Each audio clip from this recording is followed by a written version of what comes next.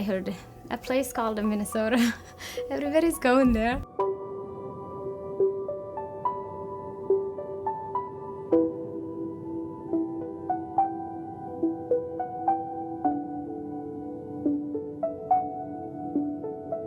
So then when they ask us, where are you gonna go? Everybody's gonna say Minnesota, although I haven't seen it before.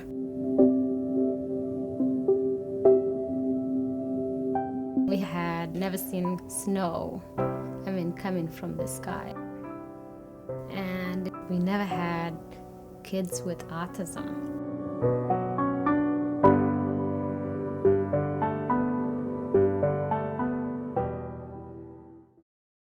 They said she has autism, and I said, what is that? I asked them what it was, and they explained to me, and it was so hard for me to take it. Abdimalik is 7 years old right now.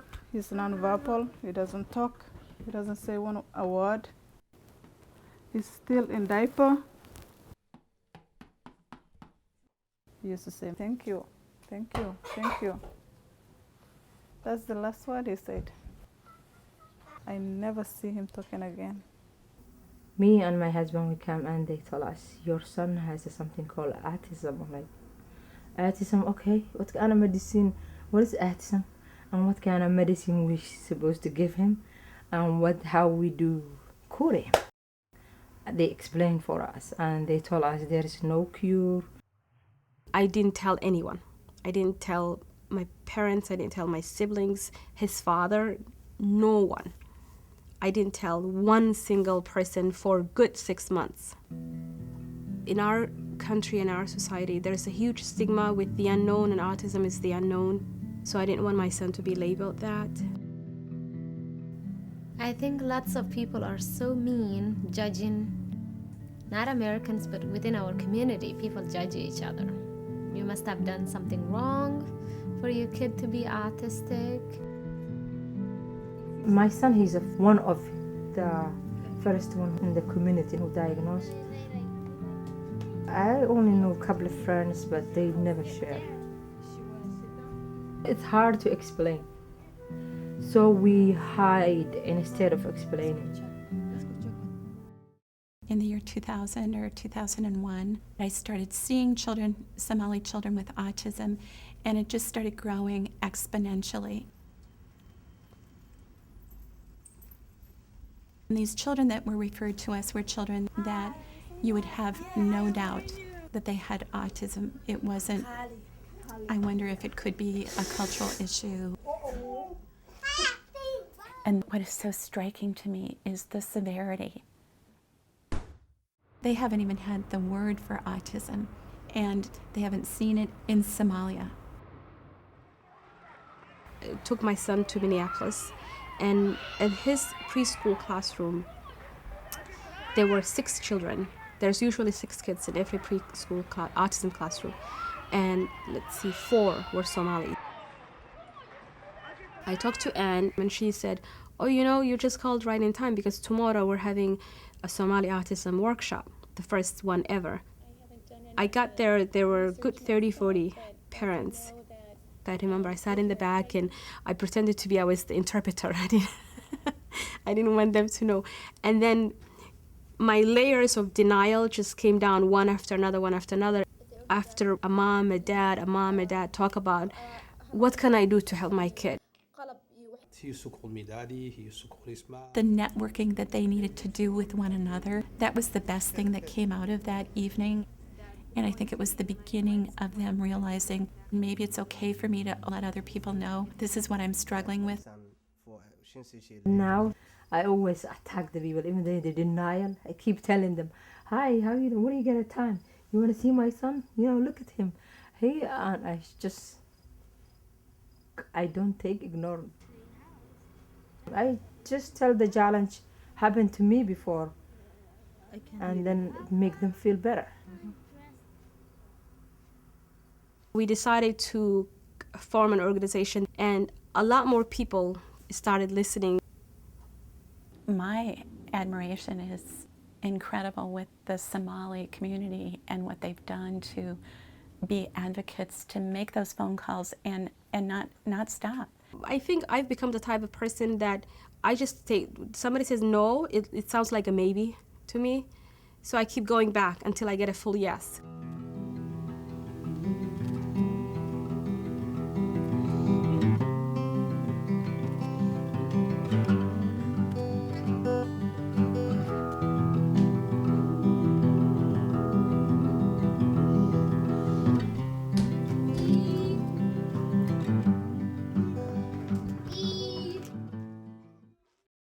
We don't know the exact cause of autism, which makes it even harder. And I think as a parent, you're always looking for something that you can say, this is what caused it. If it's something about us that's just a trigger when you bring it to Minnesota, if there is stress, because a lot of these parents came from civil war.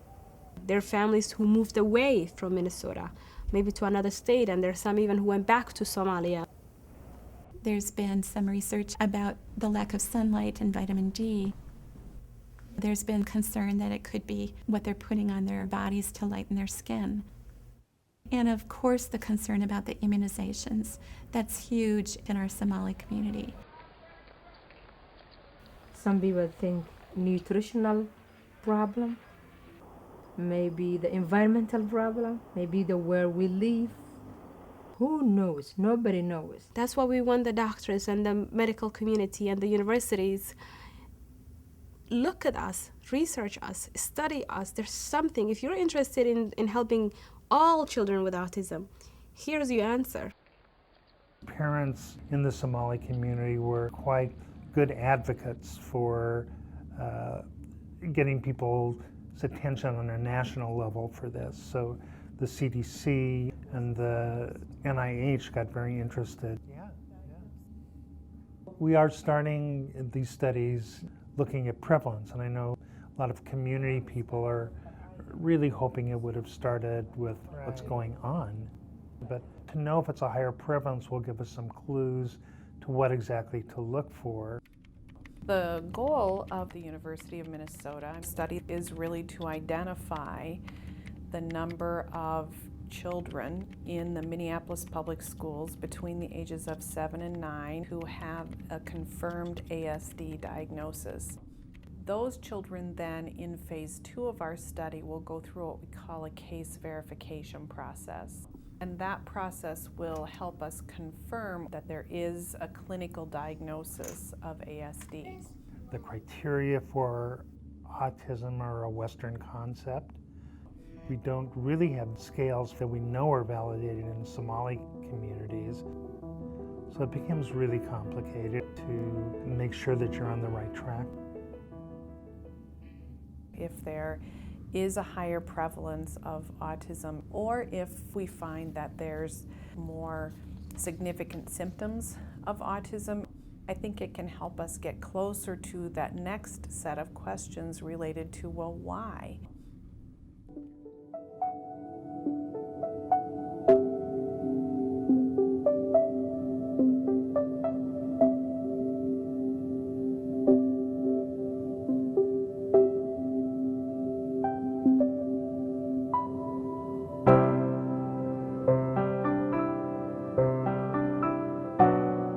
It's not one shot thing that you can do and she's all of a sudden okay and normal. It's many, many, many things and hard work. No. You put your finger. But the best thing that came out of autism is me and her being close to each other.